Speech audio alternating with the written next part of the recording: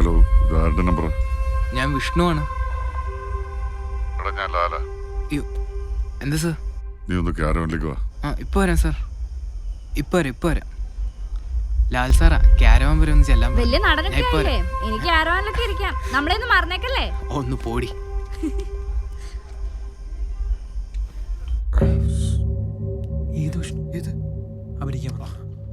അവനാ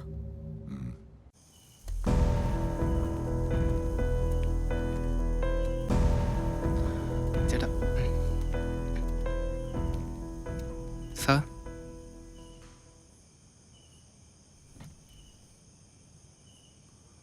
കഴിഞ്ഞ ദിവസം നമ്മള് പള്ളിയിൽ കല്യാണം ഷൂട്ട് ചെയ്തപ്പോ അത് നീ ഫോണിൽ റെക്കോർഡ് ചെയ്തായിരുന്നു. ചെയ്തിരുന്നു.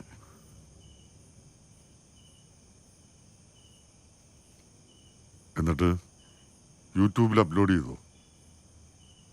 നീ ലാലേട്ടനെ ചോദിക്കുന്നത്, നീ അത് അപ്ലോഡ് ചെയ്താ? അത് ഞാൻ അറിയാതെ.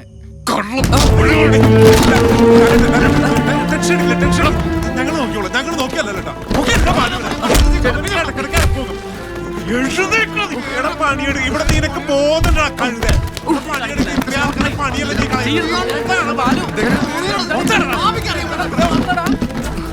എന്താണ് പടത്തിന്റെ ക്ലൈമാക്സിൽ മൊബൈലിൽ ഷൂട്ട് ചെയ്ത് യൂട്യൂബിൽ കൊണ്ടിട്ടുന്നേ?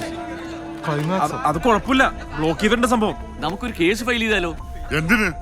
പിടിച്ച് പുറത്താക്കണം.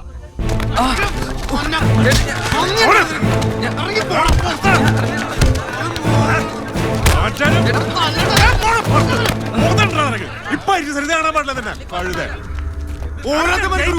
നമുക്കിട്ട് തന്നെ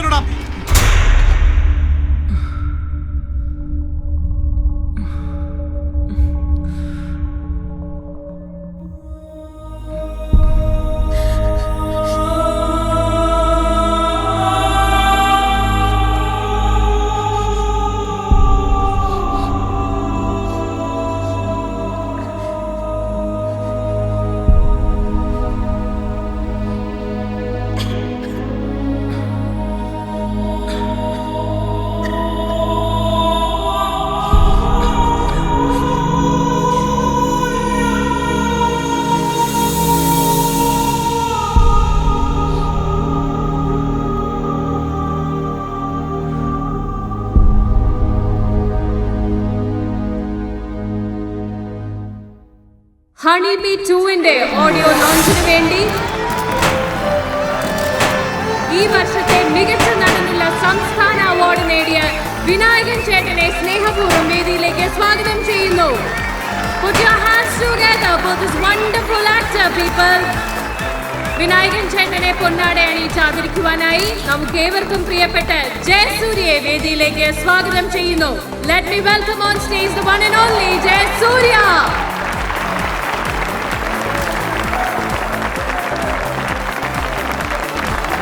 Put your hands together, people, for the one and only Vinayakan. ചേട്ടാ, നിങ്ങൾക്ക് വേണ്ടി 2 വാക്ക്.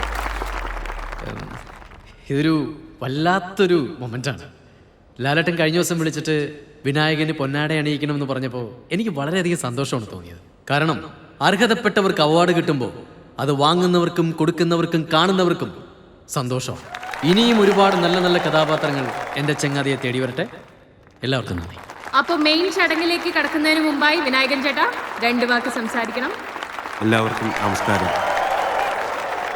അവാർഡ് കിട്ടിയിട്ട് ആദ്യമായിട്ട് പുറത്തിറങ്ങിയതാണ്. എനിക്കാണ് കിട്ടിയെന്ന് ഇങ്ങനെ പറയാം. നിങ്ങൾക്കാണ് കിട്ടിയത്, നമ്മൾക്കാണ് കിട്ടിയത്. നമ്മളുടെ സന്തോഷം തന്നെയാണ്. അത് ഞാനും പങ്കിട്ടു. എനിക്ക് വളരെ സന്തോഷം, വളരെ സന്തോഷം. ലാലേട്ടൻ എന്നെ ഇവിടെ വിളിച്ചത് 2 കാര്യത്തിനായിട്ടാണ്. ഒന്ന് ഈ ഓഡിയോ ലോഞ്ച്, മറ്റൊന്ന് ലാൽ ക്രിയേഷൻസ് ചെയ്യുന്ന അടുത്ത പടത്തിൻ്റെ പേരും ലോഗോയും ഇൻട്രൊഡ്യൂസ് ചെയ്യുക എന്നുള്ളതാണ്. എന്നെ സംബന്ധിച്ചിടത്തോളം എനിക്ക് ഏറ്റവും കൂടുതൽ സന്തോഷം തരുന്നത് അതാണ്. എന്താണെന്ന് വെച്ച് കഴിഞ്ഞാൽ ഹണി ബി 2-ന്റെ ലൊക്കേഷനിലോട്ട് നമ്മളെപ്പോലെ അഭിനയം പ്രാന്തു വട്ടായിട്ട് എടുക്കുന്ന ഒരു ചെറുപ്പക്കാരൻ കയറി വന്നിട്ട് അവിടെ സംഭവിച്ച കുറേ അനുഭവങ്ങൾ കോർത്തിണയിക്കൊണ്ടുള്ള ഒരു കഥയാണിത്. ആ പടത്തിൻ്റെ പേരും ലോഗോയും നിങ്ങളെ കാണിക്കുക എന്നുള്ളതാണ് എന്നോട് പറഞ്ഞ 2ാമത്തെ കാര്യം. പക്ഷേ ആ കാര്യം ചെയ്യാൻ എന്നേക്കാൾ നല്ലത് ആ പടം ഉണ്ടാകാൻ കാരണക്കാരനായ ആ ചെറുപ്പക്കാരൻ തന്നെയാണെന്നുള്ളതാണ്. അതിനായി ചേട്ടൻ്റെ അനുഭവത്തോടു കൂടി നമ്മുടെ എല്ലാവരുടെ അനുഭവത്തോടു കൂടി ഞാൻ ആ ചെറുപ്പക്കാരനെ ഈ സ്റ്റേജിലോട്ട് ഈ വേദിയിലോട്ട് ക്ഷണിക്കുകയാണ്. മധു ഇങ്ങ് കയറി പോരെ.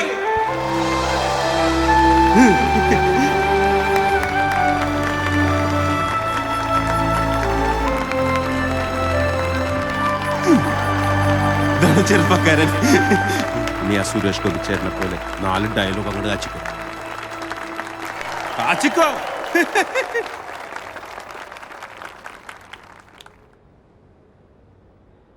എൻ്റെ പേര് മധു.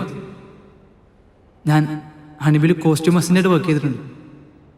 നമ്മൾ സിനിമയിൽ എന്തൊക്കെ വർക്ക് ചെയ്തെന്ന് പറഞ്ഞാലും ഒരു സീനിലെങ്കിലും മുഖം കാണിക്കാന്നുള്ളത്, ഒരു ഡയലോഗെങ്കിലും പറയാന്നുള്ളത് നമ്മുടെ എല്ലാവരുടെയും വലിയ ആഗ്രഹമാണ്. എനിക്ക് സിനിമയിൽ യാദർശികമായിട്ട് അങ്ങനെ ഒരു ഭാഗ്യം കിട്ടി. ശ്രീനിവാസൻ സാറിനെ ചെറുപ്പം അഭിനയിച്ച ഞാനാണ്. ആദ്യം എൻ്റെ ഒരു കൂട്ടുകാരൻ വിഷ്ണുവാണ് വേഷം ചെയ്തിരുന്നത്.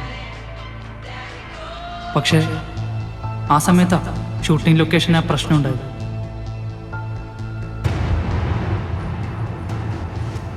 അങ്ങനെ അവൻ്റെ പകരക്കാരനായിട്ടാണ് ഞാൻ ആ വേഷം ചെയ്തത്. ഷൂട്ടിംഗ് പാക്കപ്പായ ദിവസം എല്ലാവരുടെയും മുമ്പിൽ വെച്ച് ഞാൻ നന്നായിട്ട് അഭിനയിച്ചിട്ടുണ്ടെന്ന് ലാൽ സാർ പറഞ്ഞപ്പോൾ നീ എന്തിനാ കരയുന്നത്? നിന്റെ അഭിനയം കുഴപ്പമെന്നല്ല പറഞ്ഞത്. എന്നെ അന്ന് ലാൽ സാർ ചേർത്ത് പിടിച്ചപ്പോൾ ഞാൻ കരയാതിരിക്കാൻ പാടുപെടണമായിരുന്നു. സന്തോഷം കൊണ്ടല്ല, സങ്കടം കൊണ്ടാ. എന്താണെന്നറിയോ? ആ സിദ്ദിഖേ, പാക്കപ്പാടോ? പിന്നെ പാർട്ടിയൊക്കെ ഉണ്ട്. അവിടെ കള്ളുകൂടി തുടങ്ങിയിട്ടുണ്ട്. ആ നീയാ? നീ എൻ്റെ പുറകെ ഇങ്ങോട്ട് പോന്നോ? സാറേ, എനിക്കൊരു കാര്യം പറയാനുണ്ട്. പറ, എന്താ? ഞാൻ ലോകത്ത് വേറെ ആരത്തും പറയരുതെന്ന് വിചാരിച്ച കാര്യമാണ് സാറേ. പക്ഷെ സാറിനെ കെട്ടിപ്പിടിച്ചില്ലേ, എന്നെപ്പറ്റി പറഞ്ഞില്ലേ, സഹിക്കാൻ പറ്റില്ല സാറേ. നീ വാ വാ ഇരിടാ. നീ അവിടെ കയറിയിരിക്കേ. വേണ്ട സാറേ, ഞാൻ അവിടെ ഇരുന്നോളാം. പറയ്, എന്താണ്?